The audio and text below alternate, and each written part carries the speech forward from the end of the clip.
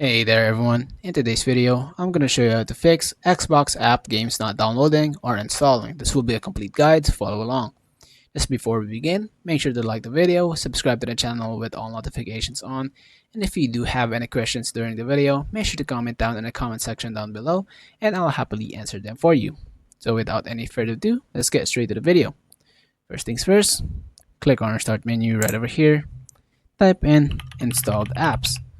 Go ahead and click on apps and features.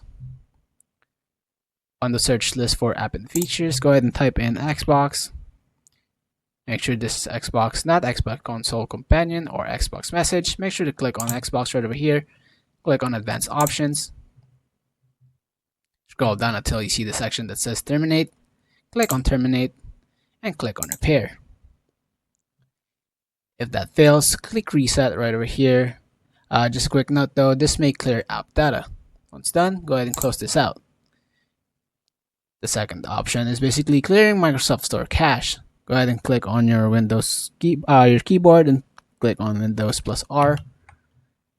Right over here, other optional is basically click on our start menu, type in PowerShell, run as administrator.